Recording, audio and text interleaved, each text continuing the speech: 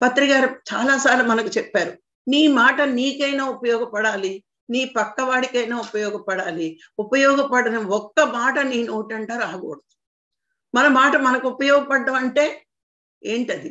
అంటే మనం పక్కవాడికి ఆత్మజ్ఞానం నేర్పితే, మనం ఇక్కడ సత్యవాక్కులు పలుకుతే పైలోకాల్లో అధకర్మలు రాకుండా ఉన్నత కర్మల్లో ఉంటాం, సత్యంలో జీవించడం. ఒరే నువ్వు ఈ దానం చేయి, ఆ దానం చేయి, లేకపోతే వాడినేసరి శకునిలాగా చెత్త సలహాలు ఇచ్చినా, మరి పండితుల్లాగా దాన ధర్మాలు చేయి, పూజలు చేయి అన్నా రెండు అదో లోకాలే. అంటే స్వర్గం వరకే.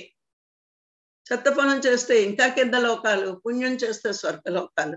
కానీ ఉపయోగపడే మాట అనే పత్రికారు ఒక్క మాట వదిలేరు.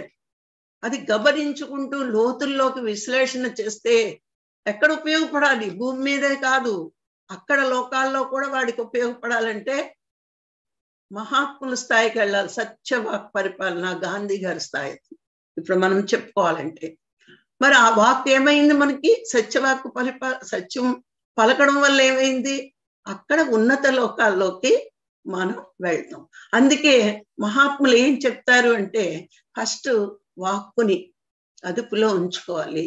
వాక్కుల వల్లే కర్మలు వస్తాయి కాబట్టి ఒక జ్ఞానిగా ఎదగాలి. మరి ప్రపంచంలో ఉన్నప్పుడు గొప్పగా జీవించాలి. మరి ఆత్మ పైలోకాలకు వెళ్ళాలి అంటే ఫస్ట్ సాధకుడికి ఉండాల్సింది, జ్ఞానికి ఉండాల్సింది సత్యవాక్ పరిపాలన.